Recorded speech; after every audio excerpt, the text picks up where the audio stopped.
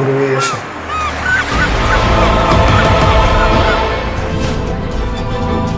25 வயசு உள்ள இருக்க பசங்களுக்கு இதை இந்த கிளாஸை விட்டு நீங்கள் போறீங்க அப்படின்னா மறுபடியும் உங்களை நான் பார்க்கணுன்ற எதிர்பார்ப்பு எனக்கு கிடையாது. ஆனால் நீங்கள் எனக்கு ஒரு சத்தியம் பண்ணி கொடுத்துட்டு போகணும். வாழ்க்கையில் நீங்கள் உண்மையை தெரிஞ்சுக்கணும் அப்படின்னா குருவே துணை, வாழ்க வளம். குருவே சரணம்.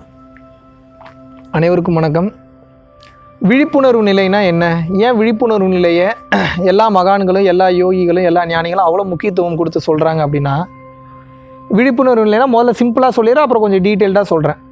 ஏன்னா பல பேர் இந்த ஆன்மீகத்துக்குள்ளே ட்ராவல் பண்ண வரும்போது எங்கே ஸ்டார்ட் பண்ணுறதுனே தெரியாது. எங்கே போய் ஒருத்தர் ஒன்றை சொல்கிறாரு, இன்னொருத்தர் இதை சொல்கிறாரு, அவர் இதை சொல்கிறாரு, இவர் இதை சொல்கிறாரு, எதை தாங்க ஃபாலோ பண்ணுறேன்னு ஏகப்பட்ட குழப்பம் இருக்கும். எல்லாத்துக்கும் பழகிறதுக்கு கோடிக்கணக்கான விஷயம் இருக்குது.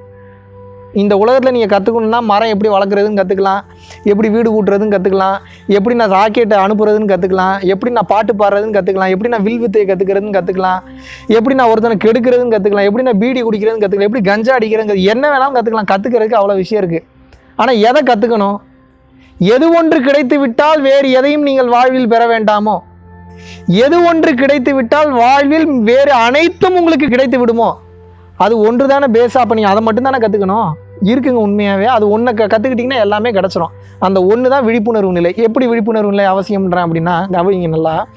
இப்போ நான் பேசும்போது எதையாவது பேசணும்னு பேசினேன் அப்படின்னா ஏகப்பட்ட பிசுறு வரும், பிரச்சனை வரும், என்ன பேசுறதுன்றது தெரியாது. ஒவ்வொரு வார்த்தையும் நான் கவனித்து பேச ஆரம்பிக்கும் போது என்னோடய விழிப்புணர்வு நிலை ஜாஸ்தியாகிக்கிட்டே போகும். ஒவ்வொரு வார்த்தையும் கவனித்து பேசுவேன். ஸ்பீடாக பேசுகிற மாதிரி இருக்கும். ஆனால் கவனிக்க அடுத்தடுத்து எனக்கு வார்த்தைகள் வந்துக்கிட்டே இருக்கும். ஒரு பிசுரே இருக்காது. கேட்கும்போது பிரம்மாண்டமாக இருக்கும். கேட்குறக்கு இப்படி பேசுகிறானே, அது ஒரு பெரிய மேட்ரே இல்லை. நீங்கள் என்னையை பார்த்து பிரமிப்படையணும்லாம் அவசியமே இல்லை. எல்லாத்துக்குள்ளேயும் இது இருக்குது. விழிப்புணர்வு நிலைக்கு போனீங்கன்னா அது நடந்துடும். உங்களோட வேலை ஒன்றே ஒன்று தான். இந்த பயிற்சியை பண்ணுமா, அந்த பயிற்சி பண்ணுமா, இதை பண்ணுமா, அதை பண்ண, நீங்கள் எதையும் பண்ண வேணாங்க. எனக்கு இந்த டவுட் இருக்குது, அந்த டவுட் இருக்குது, எனக்கு இந்த கேள்வி இருக்குது, அந்த கேள்வி இருக்குது, இதுக்கெல்லாம் பதில் நான் எங்கே போகிறேன், எங்கேயும் போய் கேட்க வேணாம். ஏன் அப்படின்னா மாபெரும் ரகசியம் என்ன தெரியுங்களா? நீங்கள் இந்த மொத்த பிரபஞ்சத்தோட ஒரு மினி ஏச்சர், ஒரு சின்ன டைப். நீங்கள் இந்த மொத்த பிரபஞ்சத்தில் என்ன இருக்கோ அது அத்தனை இங்கே உடம்புக்குள்ளே இருக்குது. அப்போ என்ன அப்படின்னா, இந்த மொத்த பிரபஞ்சத்தோட ரகசியம் உங்களுக்குள்ளே இருக்குது. அந்த ரகசியத்தை எப்படி நம்ம வெளியில் எடுக்கிறதுன்னு தெரியணும்.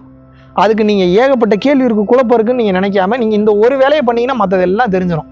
என்ன? விழிப்புணர்வு நிலையோடு இருக்கணும். விழிப்புணர்வு நிலைன்னா என்ன? மைண்டு வேகமாக ஒரு நாளைக்கு 72,000 தாட்ஸ் ஓடிக்கிட்டே இருக்குது. 72,000 தாட்ஸ் ஓடுறத நீங்கள் ஒன்றுமே பண்ண வேணாம். அதோட வேகத்தை குறைச்சிக்கிட்டே வந்தீங்கன்னா மற்றதெல்லாம் உங்களுக்கே புரிய ஆரம்பிச்சிடும். நீங்கள் அதை தெரிஞ்சுக்கணும், இதை தெரிஞ்சுக்கணும், ஓடவே வேணாங்க. உங்களோட வேலை ஒன்று தாங்க. என்ன உங்களோட வேலை? வேகத்தை குறைக்கணும், அவ்வளோதான். வேகத்தை குறைச்சிங்கன்னா மற்ற எல்லாமே உங்களுக்கு புரிஞ்சிடும். அது எப்படிப்பா வேகத்தை குறைச்சா எனக்கு எல்லாமே புரியும்? அடுத்த கேள்வி உங்களுக்கு தோணும். ஒரு சின்ன உதாரணம் சொல்கிறேன், கவனிங்க. இப்போ ஒரு காரில் வேகமாக பார்த்தீங்கன்னா நீங்கள் ஒரு 180 கிலோமீட்டர் வேகத்தில் நீங்கள் போயிட்டுருக்கீங்க. 180 கிலோமீட்டர் வேகத்தில் போயிட்டு இருக்கும்போது உங்களுக்கு பசிக்குது. பசிக்கும் போது நீங்கள் என்ன பண்ணுறீங்க அப்படின்னா, உடனே எங்கேயாவது நீங்கள் நிப்பாட்டி காரோட வேகத்தை ஸ்லோ பண்ணி சாப்பிட்ணுன்னு நினச்சா மட்டும்தான் உங்களுக்கு ஹோட்டலில் போய் நீங்கள் சாப்பிட முடியும், பசி போகும். நீங்கள் அதை விட்டுட்டு பசியை வச்சுட்டு ஸ்பீடாக போய்கிட்டே இருந்தீங்கன்னா உங்களால் சாப்பிட முடியுமா?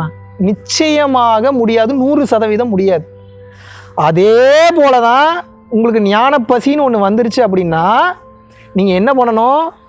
முதல்ல காரில் 180 கிலோமீட்டர் வேகத்தில் போயிட்டு இருந்தீங்க. இப்போ நீங்கள் ஞான பசி அப்படின்ற அந்த மனதோட வேகத்தில் 1,00,000 கிலோமீட்டர் ஸ்பீடில் போயிட்டுருக்கீங்க. இந்த வேகத்தை நீங்கள் குறைச்சிங்கன்னா தான் முதல்ல சைடில் என்ன இருக்குன்றதை பார்ப்பீங்க, முன்னாடி என்ன இருக்குன்றது தெரியும். இது எல்லாம் என்ன ஏதுன்னு தெரிஞ்சால் தான் இயற்கை என்னன்றது புரியும். இந்த இயற்கை என்ன ஏதுன்றதெல்லாம் புரிஞ்சால் தான் அந்த ஞானம் அப்படின்ற அந்த விஷயத்தை ஒரு ஹோட்டலில் நிப்பாட்டி உள்ளே போய் உங்களால் பொறுமையாக எடுத்து சாப்பிட்டு அதனுடைய உணர்வை உங்களால் என்ஜாய் பண்ண முடியும். அதை விட்டுட்டு ஸ்பீடாக பார்த்தீங்கன்னா போய்கிட்டே இருந்தீங்கன்னா உங்களால் கடைசி வரைக்கும் உண்மையை உணரவே முடியாது. அப்போ நீங்கள் பண்ண வேண்டியது என்ன? ஒவ்வொரு கணமும் எப்படி நான் விழிப்புணர்வாக இருக்கணும் அப்படின்ற அந்த வித்தையை கற்றுக்கிட்டிங்கன்னா இந்த எல்லா விஷயமும் எல்லா சூட்சமும் புரிஞ்சுருங்க.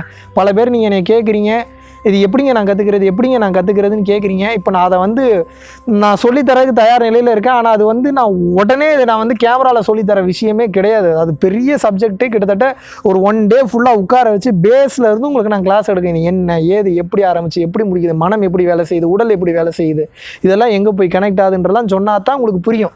இப்போ நான் உங்களை என்ன பண்ணுறேன்னா அந்த நிலைக்கு போகிறதுக்கு உங்களை இப்போயே தயார்படுத்திக்கிட்டு இருக்கேன். இந்த தயார்படுத்தி உங்களை அந்த கட்டத்துக்கு நான் கொண்டு போகிறேன்னு உங்களுக்கு எல்லாமே புரிஞ்சிடும். அப்படி ஒரு சூழ்நிலை வரும்போது, இறைவன் என்னை அப்படி பணிக்கும் போது, இதை பண்ணுன்ற ஒரு கட்டளைகள் வரும்போது நிச்சயமாக அந்த விஷயத்தை மக்களுக்கு கொண்டு போய் சேர்ப்பேன். இப்போ அது வரைக்கும் இந்த பேசிக் அப்படியே புரிஞ்சுக்கிட்டே வாங்க. எனக்கு என்ன சொல்லித்தரலையே அப்படின்லாம் நீங்கள் சங்கடப்படவே வேணாம். சொல்லித்தரணுன்றது மட்டும்தான் என்னுடைய நோக்கம், சொல்லித்தரக்கூடாது அப்படின்றது என்னுடைய நோக்கம் இல்லை. ஆனால் அது ஓவர் த கேமரா சொல்கிறது பாசிபிளே கிடையாது. அதற்குண்டான சரியான நேரம் வரும்போது நிச்சயமாக அது கரெக்டான விஷயத்தோட நிச்சயமாக உங்களுக்கு நான் சொல்லித்தரேன்.